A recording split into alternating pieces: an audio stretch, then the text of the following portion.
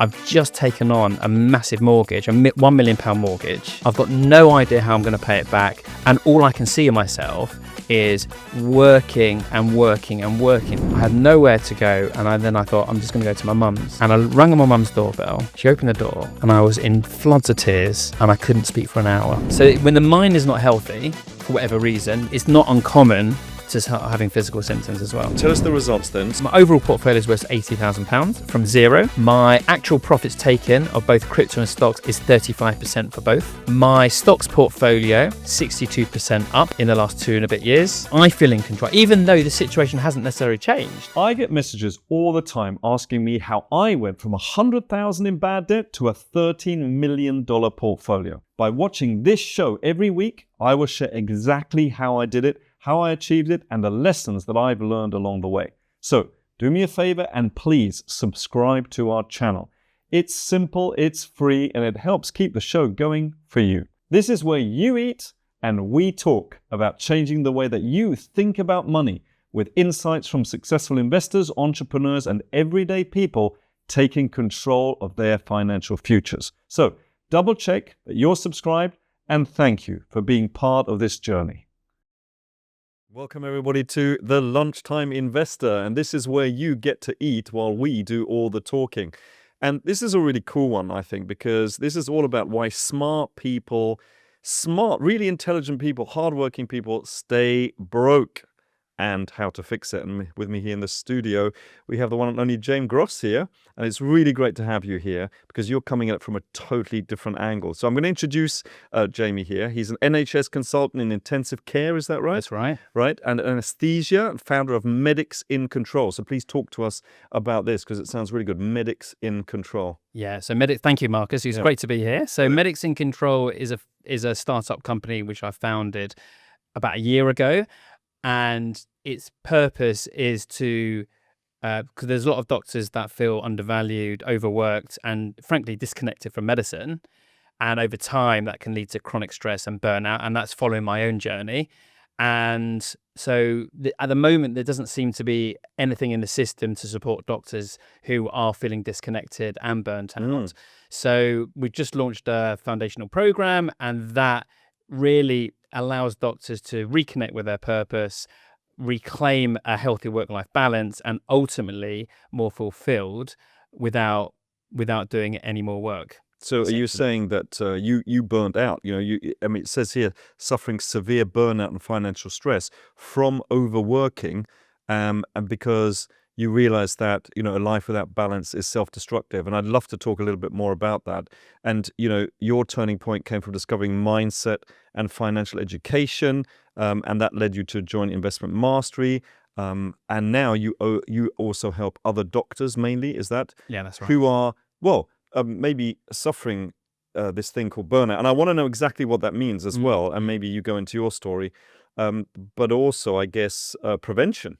You're making sure it doesn't happen in the first place, right? That's absolutely right. So tell us a little bit about your burnout, and then maybe some of the results that you've got through investing with us as well. Yeah, no, it's a long story, but I started medical school in 1999 and qualified as a doctor in 2004. And for the 10 years after, you're training to be a consultant. So everything is geared towards the pinnacle of the career, which is essentially a consultant level. So got an interest in intensive care and anesthesia. And weirdly, junior doctors, or they're called resident doctors now, they go through a lot of work, they do a lot of night shifts, make a lot of social sacrifices, but that's not where the issues laid at that time, because I'm very much driven by growing. I love putting a ambitious goal in front of me and then going out and achieving it. And I felt that being a consultant was the ultimate goal. So I was actually, despite all the work pressures, but despite doing night shifts and feeling exhausted half the time, I was actually quite fulfilled in training to be a consultant, which is a bit weird, isn't it? Because you don't think that. You think actually that's... So where is this burnout going to come in? Because you're loving what you're doing. No, I'm loving what I'm doing. But then what happened is became a consultant in 2014. Around about the same time, my son was born. And then then I got a consultant post, a substantive consultant post. So that is essentially a job for the rest of your career. So that's what everything up to that point is geared towards. And there's a few years to transition into that consultant role. You have more responsibility. You're starting to be exposed by the workings of the NHS and the systems and the process of the NHS. And then a few years into it, you feel that you hit a wall. And this is what happened to me. So what's this wall? It's So- less fulfillment. Yeah, exactly. So up to that point, you're growing, and all of a sudden, you hit the pinnacle. It's very, very difficult in that role to grow any further without having a go at the NHS. The NHS has its own pressures. Yeah, I can imagine it being very difficult. No, it's very Bureaucracy, difficult. I it's mean, huge. yeah, absolutely. It's a organisation. bureaucratic But organisation. I'm trying to find out, where does burnout come from? So essentially, First of all, what is burnout? so burnout, I didn't even know until I actually burnt out myself. So burnout is a point where I'm not an expert in burnout. I have experienced burnout. And you're a doctor, so I'm hoping you'd explain it. Well, I'm not a psychiatrist, or I'm not a psychologist. Is that what it is? It's a So I can only give you what my experience was. I'm not, as I say, I'm not actually a burnout specialist, but it's a point where you just can't cope anymore, and literally everything falls apart. And this is exactly what happened to me. okay. So because I know somebody who had what he called it burnout, Yeah, and he literally one day, I mean, he was doing 24/7. I mean, it was non-stop, and he slept for 2 weeks. right. Is that the kind of thing? Yeah, it's a bit deeper than that. It gets to the point where, I'm not even joking, you feel worthless. You feel that you can't function. Oh, so it's psychological. Oh, it's psychological. It's not physical. No. Well, it was physical for me. I ended up with a severe facial rash, facial dermatitis, which I went to the dermatologist and they had no idea what it was. I went through biopsies, I went through investigations, and only when I started to recognize what was happening and started doing something about it, then the facial rash improved. And it could be facial rash. It could be something else. Everybody has It different could be anything. symptoms. Because I think the mind and the body, they're connected. Yes. So when the mind is not healthy, for whatever reason, life pressures, work pressures, relationship difficulties, then it's not uncommon to start having physical symptoms as well. Yeah, absolutely. Okay, so everybody has it, but and then, you know, you just felt like I can't go on, etc. So then you tell us the story. So you found investment mastery. Tell us the results. The results of investment mastery. So when I was burnt out, I couldn't do anything. I actually had to take a few weeks off work. I didn't actually declare it to work because I wasn't sure how they were going to handle it. I just self-declared being sick. So I had to get away from the environment. I spent a lot of time on my own. I just had to get that clarity of mind, because you can't start an investment journey and you can't start changing things if you're just in a messed up place, which is where I was at that time. Yeah. So I went away with my wife. Actually, funnily enough, we had some relationship challenges at the time. I wasn't in a good place. I was quite aggressive at home. And it was just happened to reach our 10-year wedding anniversary, where it was kind of a make or break. So we went to Tenerife, and my colleague, just before going away, he was already a member of Investment Mastery. I started complaining to him in the consultant office, and I said, "Look, I'm really stuck here. I've just taken on a massive mortgage, a £1 million mortgage.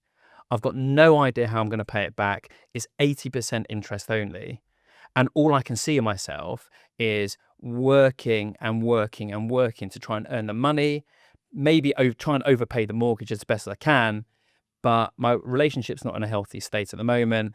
I'm finding it really hard looking after the kids as well. My son's got ADHD, so that came with additional challenges, and I just don't know how I'm going to do this." Gosh, there was a lot of things going on. There's a lot of things going on. So he said, "I tell you what, I've got a suggestion for you. Are you open to that?" And I said, "Yeah, of course. You know, I don't know what else I can do." He said, "Read these 2 books when you go away." One of them was the Secrets of a Millionaire Mind. T. Harv Eker. Harv Eker, right? Amazing book. Yeah, amazing book. Yeah. It was actually the best book I've read. I agree. The other one was Rich Dad Poor Dad by Robert Kiyosaki. Those are the 2 books you should be reading. Yeah, they were fantastic books. Now, I got more value from the T. Harv Eker book because for the first time, it's all about mindset. It's actually not really, if you dig really deep into it, it's not really about, well, it is money. But it's deeper, isn't it? Yeah, it's of course it is. Even when they go on the seminar, you know, they say, you think this weekend is about money, right? It's not. It's about you. Yeah, So, right. okay, so you read that, and then? So I read that. Came back and he said, what do you think? And I said, yeah, this is brilliant. He said, right, I've got another suggestion for you. I'm a member of an investment education company called Investment Mastery. They've got 2 memberships. They've got the crypto membership and they've got the stocks club as well. What is it okay if you speak to them and see whether that's something that you would be interested in doing? Mm-hmm. So you were at least open to that? I had no other choice. I thought, well, there's no other options here. The only other choice I had is to continue to work myself into the ground. And I recognized at that point, having got a bit of clarity from the break away, that I just got to a point where I thought to myself, I have to do something differently. Right. If I carry on doing what I'm doing, what's going to happen is that I'm going to be even more financially stuck because my wife's going to divorce me. I'm going to have to pay all the legal fees for divorce. I'm going to be on my own. I'm not going to see my kids, and life's going to get even worse. God, it sounds like a bleak So picture. there was a really bleak picture. I didn't have a choice, and I thought, what's there to lose? Okay, the membership fee is something, but I was so invested in trying to find a solution to where I was facing, because I never faced this before. Up to that point, it's all about my medical career. And then obviously you get married and kids come along and then priorities change. And we don't think about money as doctors because we think we're going to be okay. We think that the system's going to look after us. The NHS has got a reasonable pension. It's not as good as it used to be. It's still okay. There is a bit of state retirement age now, state pension age. So you can only access your pension on full benefits much later on. So it's not as good as it used to be. But the point is, and what a lot of colleagues are facing, is that I was just working harder and harder and harder. And the harder you work, the more tax you pay. Mm-hmm. And you just get into this cycle of just not having any time. And that really is massively impacting mentally. It's so sad that people have to wait until they're in such pain. I mean, it sounds like real Yeah, pain. it was pain, because it got to the point where I turned up to my mum's doorstep. It was so bad. So at that point, I just bought a new place. It was a new build. It hadn't been complete. The property hadn't been fully built yet, and I had to have somewhere to stay. Stayed with my in-laws. Probably the wrong move, but I was not in a good place because of all the other things that were going on. And it got to the point where I was quite aggressive. I took it out on my in-laws, which I now regret, but I recognized why I did that at the time. And my wife saw me as aggressive and I didn't feel at that time she supported me, but now I recognize it was just because I just was in a very bad place mentally, and I felt trapped and I felt isolated and I felt alone. Do you know, I've never shared this before, but there was a time when because I'm listening to, and Madrika said to me one day, she goes, I think you are about to blow. And she bought me a ticket to go on holiday by myself to Egypt for a week. Oh. She said, you just listen, I'm really scared you're going to blow. I think, and she gave me the ticket. She goes, you're going to go. And I'm like, what are you talking about? And she says, you're under such stress. I think you can't see it. So and she just sent me away, and I just sat on the beach for a week. What the hell am I doing here? But it did feel good afterwards. It felt good after. Yeah. So yeah. This is what happens. Sometimes you can't see it yourself. You can't see it. Do you know what? At that time, I thought the world's against me here. No one actually understands. No one gets it. And I just was trapped. I had no way out. Someone said, "Oh," in fact, it got to the point where my stepfather said, we love you, but we don't know what to do with you anymore. I suggest maybe you check into the Priory. So that's what he said, and we'll pay for it. And I said, wow. well, I don't need the Priory. I just want someone to understand what I'm going through. And it just seems that no one does. Yeah. Anyway, it got to the point where things were so bad. One evening, I had a big fight with my mother-in-law, stormed out the house. My wife wasn't interested because she saw me as aggressive. Our marriage was really frayed at that point as well.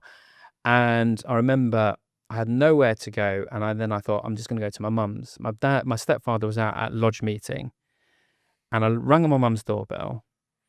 She opened the door, and it all released, and I was in floods of tears, and I couldn't speak for an hour. Immense pressure. Wow. It got that bad, and that was a really difficult time. And even my mum, I mean, she's a 75-year-old woman. she had no idea. And she's like, I've never seen you like this before, Jamie. I feel helpless. I don't know what to do with you. And that was a pretty low point. Mm. And then I thought to myself, well, I don't think anyone's coming to save me. I've got to try and work a way out.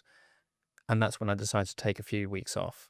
Mm-hmm. Just a bit like when you went on holiday. But you worked out by yourself. I worked out by myself. Like, nothing's working for me here, and I'm isolated. I'm alone, and I can't even think for myself. I actually got to the point where one of the reasons why I called in sick is because I thought to myself, I actually questioned, am I safe looking after the patients even? Wow. And that's a huge responsibility. And then I thought to myself, well, if I start declaring that at work, what's going to happen? I don't know what's going to happen. Do I trust the system? Are they going to look after me? Is it going to go on my record? Are they going to restrict my practice even? Maybe. I just didn't know. And I thought, that's just going to protect. If that happened, I don't know what's going to happen, but if that was to happen, it's like a downward then that's just going to worsen things. Oh my goodness! I wonder how many other doctors, not just nurses. I'm talking about everybody there in the NHS, and maybe definitely other professions as well, are in the same situation and feel like, am I going mad here? Am I the only one? And they feel so alone. They feel alone, but also the medical culture is very much you carry on. You carry on, and almost it's like admitting these things is almost like a sign of weakness. Yeah. There's a culture that. I mean, the number of doctors I'm just thinking now, like when I'm on a consultant ward round and I do the ward round and I say to the doctors, you need to have lunch. A lot of them are on autopilot and they're just carrying on. Go back at 4 PM. Have you had lunch? No, we've been too busy. I said, what are you talking about? You've been too busy. It's almost that mentality that you just got to keep pushing on and keep fighting. And it's supposed to be difficult, and you're in it, and you're not supposed to show signs of weakness. I think things are changing. I think there's more recognition in this whole burnout concept now. Yeah. But I think things are, I still think there's a way to go. Okay, tell us the results then. So investment mastery. Yeah, so investment mastery. Yeah. So I've got the clarity. Joined investment mastery, started with crypto. So the results. So since investment mastery, so my overall portfolio is worth £80,000 from zero. From zero, wow. Okay, in 2 and a bit years. My actual profits taken of both crypto and stocks, actual profit is 35% for both. Mm-hmm. My stocks portfolio is 62% up. Nice. In the last 2 and a bit years. Mm-hmm. My crypto portfolio is a bit behind. It's about 40%, but we haven't yet seen this big bull run. I tell you, which I think is inevitable. It's going to come. That's not bad, I tell you. But with or without, it doesn't matter, because you can't influence the market. All you can do is, be not reactive, but know what to do when it either goes up or down. So I think that's really good. I mean, if you think 2.5 years, what most people do is they work hard, which you clearly did, and save. That's not a strategy. No. Because that's not working smart.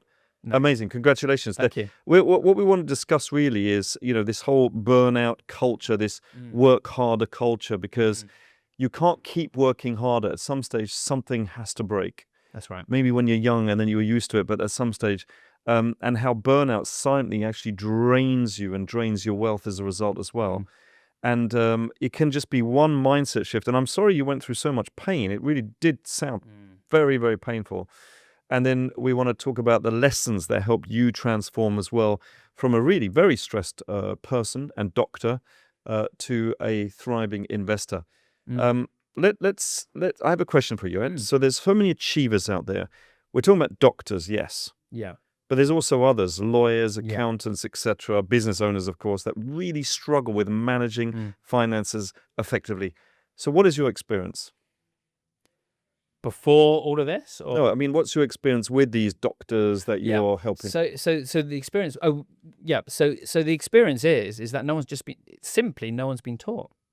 No one taught what? No one's been taught how to manage money well. That's right. So there's the usual. So it's funny. I came from 2 money stories. It's really interesting. I've done lots of self-reflection, and a lot of our money habits are from our childhood. Now, I had my parents divorced when I was 6. My father was in menswear, but he always lived within his means. Okay. He never took us away on holiday, and he was always very, very what's the word? Very careful with his money. Yeah, he was a saver. He was a saver. Yeah. My mum and stepfather, they had a business. They had an IT recruitment business in the 1980s and 1990s. And they were a lot more risk takers. But in 1992, they had a fallout with one of their business partners. That was coupled with the recession in 1992, and they almost lost everything. Okay. And I remember the conversations they're having that we may need to move house, we may need to move to a smaller house, we may need to take you out of private school. So I was very privileged as a child. So all of a sudden, and I only recognize it now, having done a lot of this mindset work, I recognize I've got two money stories. So first thing is, money is scarce. The second money story I told myself was making a lot of money is risky because of the stress that they were facing. Wow, so you got money is scarce, and when it's making money is risky. And making money is risky. And it's no surprise that I'm doing medicine where it's safe. Pretty, well, it is, but it's also it's safe, but it's also, you're going to be okay because you're going to earn well. You're going to earn well. No one told me about saving, by the way. So my dad was kind of a saver, but he just didn't spend a lot of money.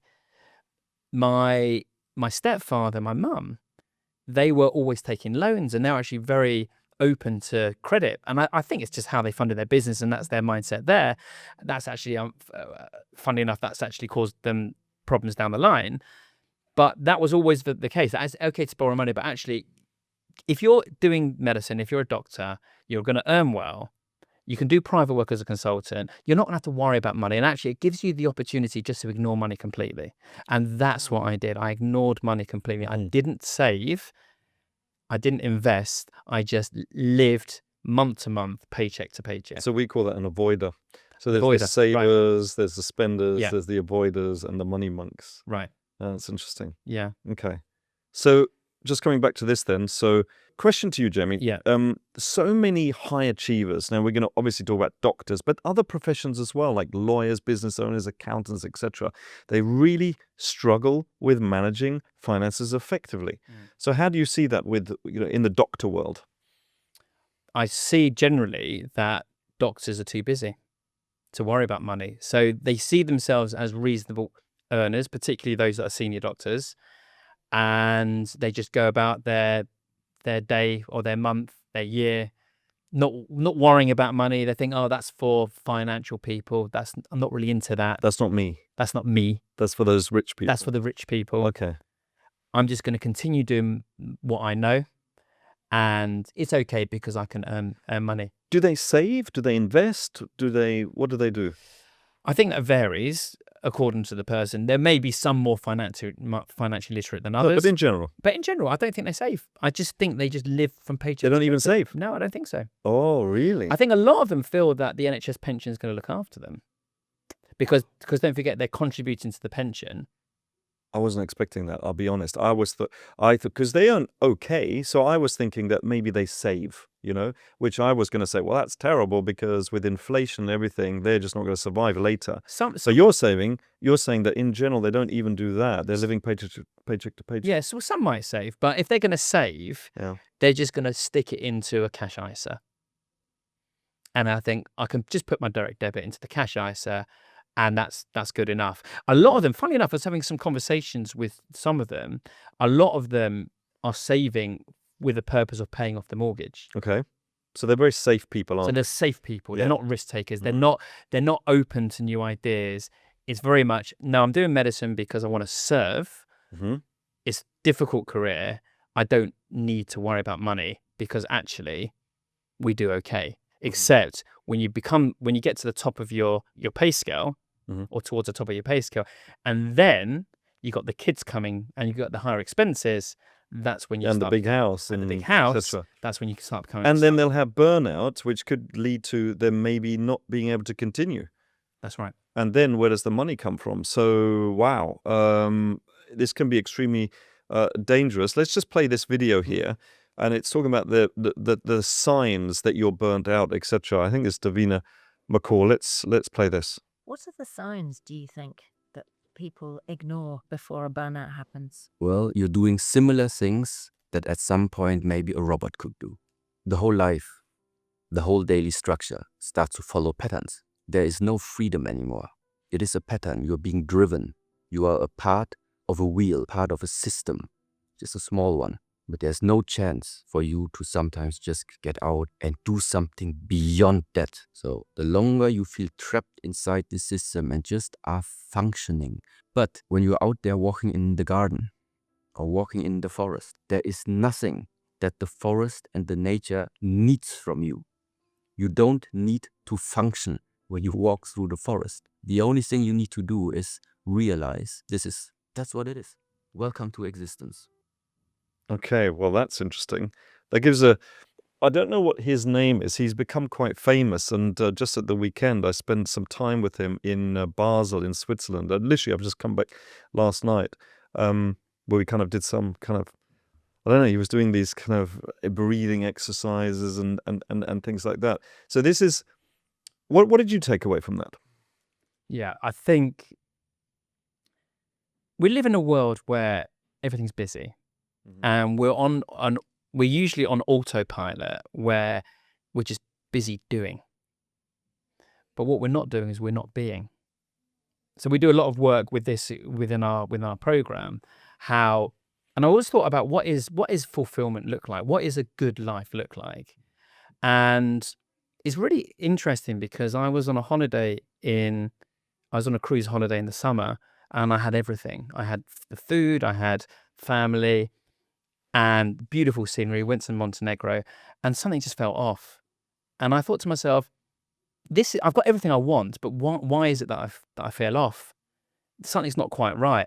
And really, what I really recognized at that point, and having done a bit of reflection and speaking to the other people, what makes a good life is spending as much time as possible in accordance with your core values. So why was it off? It was off because there's no purpose there. So I think the fulfilled life is when you're spending time in alignment with who you are, your core values. And I think that's what this video relates to, is to stop the doing and stop being on the autopilot and start reflecting on who are you being. If you're busy in work, you're likely to be busy at home. And then what state are you being where you're going to be depleted or you're going to be stressed? So what I got from that was, if you are just part of a system and there's no real meaning for you, there's no purpose, there's no why you're doing it for yourself, you're just doing it basically to earn the money. After a while, you must just feel so empty and dry, and Well, exactly, and that's what I was referring to. Yeah. So what you got there is you got misalignment with your core values. So one of my core values, I'll give an example, is growth. I thrive on growth. So I get to consultant level, and all of the things that I'm doing, I'm not growing in that role. I'm stagnating in that role. And if you're spending more and more time out of alignment with who you actually are, out of alignment with your core values, which is essentially your North Star, it's your compass, then you're going to get stressed and you're going to feel dissatisfied and you're just going to feel miserable. And have you ever got to the concept where this concept of work-life balance? I don't think it's actually a work-life balance. I think what's there is when you get to the point where the work that you're doing is in alignment. I mean, you're doing loads of stuff on mindset, and I can just see the passion that you have. You love doing what it you're doing. really fulfills me, I have to fulfills say. you. Yeah. But it doesn't feel. But okay, so question to you: Yeah. how much does that feel like work to you? Oh, well, I mean, obviously sometimes it does, but generally no. I mean, Madrika always says this, you just love it. You're like a pig in shit. You just love doing this. This is what I mean. Yeah. And that keeps you going, Yes. right? So you're in alignment. And I can also work very, very long hours as a result, Exactly. and all weekend. Exactly. Yeah. Okay. It almost needs someone to pull you away. Yeah. But this is why, this whole thing about burnout is interesting, because I always thought that people burn out only because they're doing things that actually inside they don't want to do, so they're in constant conflict. That's right. They don't want to do it because they're out of alignment with their core values. So how do people know their values? So there's loads of exercises on core values, but essentially it's if you could think of, say, 5 descriptive words that energize you, what would they be? Well, definitely is serving. Serving, okay. Yeah. Growth. Growth. Education, which is kind of the same thing. Okay. learning. Yeah, these are all the kind of the same thing. That's why I do what I do, you know? Yeah. So what happens in the NHS is all of that stuff, which is important to a lot of people, almost gets buried under, because you've then got all those processes, the bureaucracy and everything else, the politics. See, that would kill me. Yeah, exactly. I mean, right? literally. And so think about where you're spending your time. Are you spending time in alignment or out of alignment with those values? Well, you're spending out of alignment and you're frustrated because you feel that there's no way out. This is what work is. It's funny enough, actually, a lot of doctors feel that they can't do anything else because they've been used to doing the same job for 25 years. They're running on that track. They're running on that track. Yeah. And then they're on the autopilot of doing without actually thinking about, are they in alignment or out of alignment? But it's all related to spending time with your core values, and that's it. And where money comes in is that money just gives you the opportunity to have the choice and the freedom of how you spend your time. So if you're financially independent and financially free, you can choose to do whatever you want to do. Absolutely. And then you say, right, my core values are this, and I'm going to choose to spend time in full alignment. Absolutely. And that's a fulfilled life. If you're spending time not in alignment, it's going to be stressful. It's going to be draining for you. So actually, sometimes we just can't help it. Sometimes if we've got a job and we've got a contract, we have to go to work. We may not love aspects of that job, but we have to do it. So in that situation, when you're feeling drained, you have to recognize, actually, I can't do this. I can't just be in that state of constant doing. I'm going to need to take myself out of that environment. And I'm going to, even if it's 5 minutes, just sitting and just being, and so I do meditation, and that's really helped me over the last few years. Okay, so whether it's meditation or whether it's... It doesn't matter what it is. The point is, you're giving your body a chance to regulate itself. And then come back? Yeah, well, you're going to have to, aren't you? If you've got a job to do, you're going to have to go back. See, I think you do that for several times, but there comes a point where you just go, well, what the hell am I doing? Well, this is it. I mean, longer term, if you're spending all your time not in alignment, then you're just going to struggle and you are going to burn out, because that's not where your natural instinct or your natural, who you are, it's not where you want to be. It's so people are scared of making a change, though. That's the thing. So my question to you is it about staying where you are because you know you've got the safety of a salary and you take these breaks in nature, or you said meditation and things like that, and then you come back to it, etc.? Or do you say, okay, I'm going to do this and I am going to now start investing on the side so that I have choices in my life? Absolutely. That's exactly it. Yeah. So when I was at the stage, I thought, I've got to do something differently. The status quo is work. Look at the effect on me at the moment. The alternative approach is I can do some investing on the side. I can build up my portfolio and I can work towards financial freedom. The more along that journey I am, the more choice I'm going to have. And if I decide at one point the NHS is too draining for me on a full-time contract, if I've got the financial backing and the financial foundation, I can say, you know what, I can afford to go part-time. And then all of a sudden, I'm free to spend that time on other things. You can go part-time. Absolutely. But I would suggest that before you saw no way out, if now you know that you're building something up, maybe you don't need to go part-time. You have choice, amazing. Yeah. Because you know that you can do something else, suddenly things change. You don't feel the stress anymore. That's right. Yes. Right. And the other thing I would say, particularly with Investment Mastery's approach, 20 minutes a day, anyone can find 20 minutes. The people that say they're too busy is because it's about priority. So if you've got the priority that this is really important to you and you understand your why, then you can fit your 20 minutes. And the great thing about it, I'm in a really fortunate position now because I've got a stable income, I've got a growing portfolio, and I've recognized where I am in alignment, which is more in the entrepreneurship and business space, doing the things that really leveraging my experience to help other colleagues. No, but hold on. Are you still doing... So hold on. Now I'm confused. This is good. We're about to have a breakthrough here. Tony always says. So are you still working with the NHS? Yes. So what? So, but you're not as stressed anymore. No, this is the thing. Okay, so why not? This is great. Okay, Yeah. I'm really pleased you brought this up. Thank you for bringing it up. Okay, so I've got my full-time NHS contract. I've got my 20 minutes a day, investment mastery, all the strategies that you teach on investment mastery and portfolio management. And I'm growing my portfolio that way. Yeah. Because I'm so energized by the additional entrepreneur business work, I feel absolutely alive. I feel great. Amazing. So I've got everything. I've got the stable income. And this is the thing. Let's supposing my business didn't do anything. Yeah. It doesn't matter because I've got my stable income. I've got my growing portfolio, and it allows me just to really enjoy the whole journey, the whole process of building a business.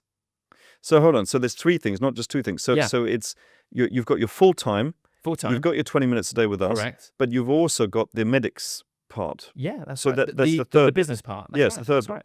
Okay, so you're now doing more work than before, right? Yeah. But you're less stressed. That's right. Because the work that I'm doing, so I never thought I'd say this, but I love looking at trading view.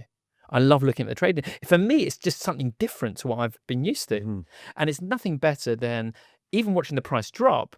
And then you say, oh, right, okay, this is now my next entry level. I'm going to put some money in. Absolutely, but let's get to the core, which is that because I'm still reeling here, because before you were totally like, oh my God, nobody understands me. I'm working all the hours of the day. You're still doing that. I'm still doing that. But you've added this and even a business on the side, right. but you feel more energized than ever. 100%. And that's because there's more meaning or there's more choice or both? You see No. the light at the end of the tunnel, or what is it? Well, more meaning, yes, is because all of the thoughts in my head, all of the things that I'm doing, I'm choosing to spend more time on the things that energize. So you feel in control. So I feel in control, even though the situation hasn't necessarily changed. So Brilliant. No, I know, So I know. you feel in So control. in medicine, so what happens is I don't have to. If there's not an argument, if there's a heated debate in the consultant office about an issue about, let's supposing they've reduced the locum rates for doctors and everyone's complaining and everything else. I thought, so, well, I can choose. This is actually, is this important to me at the moment? No, it's not, because I've got all the other things going on. Right, but it is important to them, and they're getting very heated because they have no other choice. That's right. And then the thing is then, what's the impact on them individually is stress. So it's a whole mindset thing, isn't it? I'm choosing to say, okay, I don't need to get involved mentally in that, psychologically in that. I'm choosing to spend my time and energy on the things that energize me the most. So that would be growing a investment portfolio and building a side business. I think this is brilliant. I wonder whether people are listening here are getting this. It's the fact that, honestly, you're doing more than ever, but you actually feel less stressed and you feel in control. Let's have a look at this Reddit post here. Anyone ever deal with burnout? I, a 48-year-old male, and my wife are truly in our peak earning years. We've both made partnered our firms in the last few years. I bet they're working their butts off. And our incomes have exploded. We've always been good savers, and we're now saving $300,000 to $400,000 per year. That is a huge amount to be saving, Jamie. Yeah, it is. But I feel completely empty. Ooh. Every day feels like a grind. Same work, same pressure, no fulfillment. We earn more than ever, yet I feel like we're not doing anything meaningful with our money. I think you get this, don't you, Jamie? Yeah, 100%. We're not investing, not creating freedom, just existing in the same cycle. It sounds horrible. I've spent 25 years chasing success only to realize I'm exhausted and disconnected from my own life. What's the point of earning all this money if it costs you peace of mind and doesn't even buy you freedom? Oh my goodness. You know, we see this again and again, and they're earning well. Yeah, if they're managing to save 300, 400 a year, you'd think they're rich. But they are doing the classic work hard and save. It doesn't work. Work hard, save, and busy doing. Oh yeah, even worse. Busy doing. Yeah. And the reason why they're so unfulfilled and stressed, again, is because they're not taking any meaning from their work. They're out of alignment with their core values. Absolutely. That's all it's about. Yeah. And their purpose. Absolutely. Well, yeah, I mean, yeah, and they don't even mention that in their purpose isn't even on there. This is just work, work, work. Same work, same work, same pressure, no fulfillment. It's terrible. Wow. Okay. Success without fulfillment. Is it really success? Sounds like failure to me. No, that's failure. Mm. I wonder whether people are reflecting about what, because you said about, what their purpose really is. But do people really know what their purpose is? Do they really know what their values are? That's why I asked you the question earlier. They don't. And this is one thing we've explored in our program, because the first thing we've done, the first exercise we've given, is to explore what your core values are. And everyone is busy doing. And I think that clip before about just being at peace with yourself and analyzing who you're being and who your core values are and understanding yourself more, and also like looking at the future, like what is it? Life is so short. What is it? What is our legacy? What do we want our legacy to be? What do we want people to be speaking about us when we're no longer here? And what are our longer term goals? What really energizes us? If you can spend time, it's the best exercise you can do, to take half an hour out, sit down when you've got clear headspace, and just write out, first of all, what is important to you and what energizes you. And also, where do you want to be? What do you want your legacy to be? Because you can't start living that life if you're not planning for it. The first thing you need to do is actually have it written down and saying, this is where I want to be. And then, only then, you can then start that journey towards it. Do you know why people don't do it? Because they're scared that they're going to get it wrong. Yeah. What they're writing down is wrong. And I always say, well, it's better to be close to it than not be going in the opposite direction because you didn't write it down. There's no such thing as perfection. There's no perfection, and there's no right or wrong either. That's right. Yeah. So do you agree that money should actually serve you, not control you? Yeah, 100%. And as I say, it's all about, and I thought to myself, well, what is money? At the end of the day, money is just a tool that we've just invented as human beings. But it's not. But they're just saving. That's No, all they're doing. but- They're but- just saving. Yeah, they're just saving. What for? What are they saving? So that then goes back. Okay, so what is their past? What are their money stories? Is it because maybe it's because they don't want to take risks, and they see investing. So a lot of people see this in medicine. They see investing as risky. But then the alternative, That's even riskier. well, it is, because you've got inflation. And the alternative is you're just never going to change. Things are never going to change. And so that is, for me, that's almost, it's not even risky. It's a lose-lose. Don't you think it's interesting that, like, how many years to become a doctor do you think, roughly? 7 years? 8 years? Five. Okay, so 5 years. Let's call Okay. it 5 years, yeah. So somebody who knows that you can study to get somewhere That's- doesn't realize that they can study money and how to invest. Yeah, that's weird, isn't it? That's I think weird. some of it is a traditional medical money mindset, Okay. that money is it's a bit of a taboo subject in medicine. So, Yeah. If you talk too much about money, this is what I thought, that I'd either be perceived as being greedy or not committed enough. Because in medicine, you're taught to serve.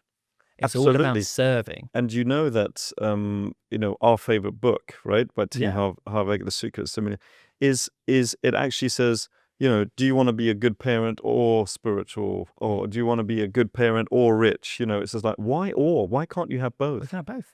Why can't you serve and be wealthy? Exactly. And where we see a problem is where there's no fair exchange of value. So doctors are highly skilled and they're providing great value. The reason why they feel so disillusioned is because the system, there's no fair exchange of value there. So if there's no fair exchange of value, you have to then think to yourself, well, what else can I do? So I do find that fair exchange. What do you mean of value. by fair exchange of value? So doctors are very highly skilled. They take years and years of training. They take a huge amount of responsibility, and they're doing really important stuff, life and death situations that they're dealing with. But the value they get in exchange, usually the value is remuneration, so that's getting paid. The money they get, although they're earning well, the money that they're getting paid does not necessarily reflect what they think they should be getting. Right, I see. Well, I wouldn't work for the NHS then. Why can't they work in private practice or set up their own? Well, they can. And this is the point. Private practice is a bit different. That's largely governed by the medical insurance companies. So it's not always the holy grail that people think it is. But at the same time, you're still in that trading time for money trap. But at least you're working for yourself, and then you have more That's right. freedom, and That's you right. feel better That's right. about it because you feel better about it. I feel 100%, but that's because I'm in alignment. Yeah. Okay. Brilliant. So I've got a question for you. Yeah. You escaped burnout and financial issues through investing. What have you learned along the way? So I've learned, firstly, that it doesn't have to be difficult. It's actually quite simple. And that's what people don't understand. Yeah. And it doesn't have to take a lot of time as well. And it's better to learn the skills yourself, because once you've got those skills, you can pass it on. So my kids, I've got 2 kids at the moment. One's 11, one is 7. They're not quite old enough yet, but I've started junior ISA for them using the VCS strategy. Brilliant. And my first thing is, as soon as they're old enough, they're going to be doing that themselves. Tell me how that's going. The junior ISA. So this is a tax-free wrapper. You can start off as soon as they're born. As soon as they're How is that coming along? Yeah, listen, it's not huge amounts of money, but I'm putting in £100 per month each to each of their pots. At the moment, I'm using the VCA strategy to grow their pots. When they get older, when I think they're at the right level, I'll be teaching them the VCA strategy, and I'm there for support, but they can then do it themselves. Do you know what the biggest percentage is that you've made on any one trade or stock with them? It's early days. There's about they've got £2,000 each at the moment. Nice. We've made a profit on Nvidia a few months ago. There's one of them didn't go so well, but that's okay because companies. Which one was that? That was Intel. Intel. Yeah. Oh, really? Yeah. That's come back. Well, up. that's come back up. But didn't follow the strategy. Oh, you sold. I did. But you know what? Why? I sold because I saw the news about No. Nvidia. When does it say in the strategy? Look at the news. I know. Come on. But you know what? But that was a a learning. Okay, this is it. I'm going to make mistakes. Everyone makes mistakes. But as long as you're learning from It's on your children's account. It's fine. it's not much. They have time. Yeah, and they've got years ahead of them, haven't they? All right, let's look at this. Working hard isn't enough. You need to change your mindset around money. Okay, so this is what not to do, right? Just work harder. And then there's building an investor's mindset. So the work mindset is, I'm just going to trade my time for money. What would you say to that? Yeah, I would say the more you trade your time for money, the more you're going to have a unfavorable work-life balance and more stress. So what should you do? So what you should be doing is you should be building multiple pillars of income Money working for you. and Absolutely. get money working for you. And let's talk about energy levels. Since Yeah. we're talking about burnout, the just working hard mindset, emotionally drained and reactive, what would be the building an investor's mindset? So you can be calm, strategic, and proactive. Absolutely. And then the attitude towards success, the just working hard mindset. If I work harder, I'll succeed eventually. Just push, push, push. What would you be the building an investor's mindset be? So you could say that I don't need to work harder. I just need to work smarter. Yes, no, you need to get your money working hard for you, and therefore you are smarter. How has your mindset changed, Jamie? That's probably the biggest shift I've had. It's been massive. It's the biggest thing that people can benefit from mindset training. Give us an example. So I think we've all had, I had a few failures along my training journey. I didn't get into a school. I didn't get into medicine first time round. I was told by my biology teacher at A-levels that I wasn't good enough for medicine. So I always had this narrative that I wasn't good enough.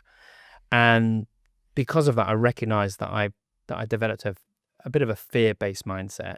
So I, in some ways, I overcompensated it, but I didn't have the self-confidence. I didn't have the self-belief. And I wouldn't go out there, put my neck on the line because I'm worried about not being good enough, or I might be worried about what other people think or being judged negatively by other people. And that, what I see, that holds so many people back. And we talked about alignment with your core values, etc. Well, some people choose not to do that because they haven't got that right mindset. And then once you recognize that that's just a thought in your head and it's just completely meaningless. It doesn't have to mean anything. You can actually realign your thoughts exactly how you want to. So true. All right. Okay. So true. And when you get to the point where actually, no, I am good enough. And I actually, as long as I'm following and leaning into my own core values, and I believe in those core values, it doesn't matter what other people think. There's going to be people that disagree with me, but that's fine. I don't need to get involved in that because I believe who I am. I believe what I want to be, and I believe in a fulfilled life. So just that is a massive game changer. Because it just unlocks all of the things that are that big weight that's holding you back. Once that's gone, you're free to do anything. And I genuinely mean this. If you got something that you really want in your life, you can do it. Anything? Okay, well, I'm not going to be a professional footballer, but within reason. Well, I think something meaningful, yes. Something meaningful, I genuinely think anything is possible. But you need the right mindset. All right. Tell us a little bit more about Medics in Control. Yeah. What's your mission? What are you doing? So the mission there is to help doctors thrive beyond burnout. So there's a lot of burnout services at the moment, and that's all very well, but then they go back into that environment and then they get burnt out again.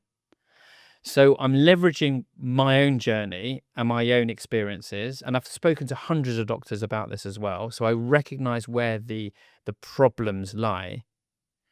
And the overall mission is to reinvigorate the entire medical workforce, because if you've got doctors that are stressed, that are burnt out, what does that mean for the healthcare system?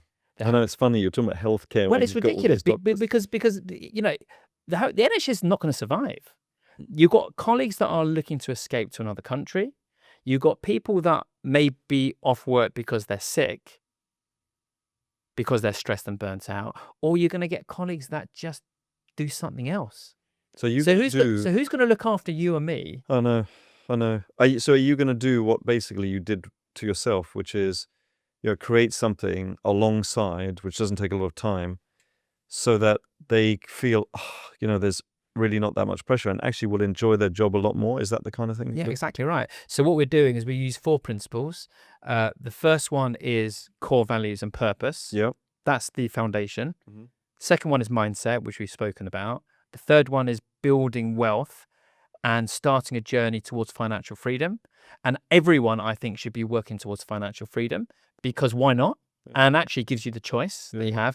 And also using time in the most energized and effective way, in a way that's going to serve you the most. Absolutely. And when you combine all 4 of those together, that is, for me, what a fulfilled life looks like. I think that sounds amazing, I have to say, which comes back to almost what the monk was saying as well. If you want to be like Jamie and make your money work better for you, then access 2 books free to everybody listening here. The Lunchtime Trader Stocks. Now, don't get confused by the title trader. We're not going in, out, in, out, in, out. We're not like Wall Street, right? And the Lunchtime Investor, which is more crypto, and you can download it below. Final thoughts: you can't heal burnout with more work, and you can't build wealth without balance. The smartest move you'll ever make is slow down long enough to learn how money really works. And I love what you said about finding out what your values are, what your purpose, your why is, and then following that for a more fulfilled life. Yeah. Jamie, thank you very much. Thank you. Thank you.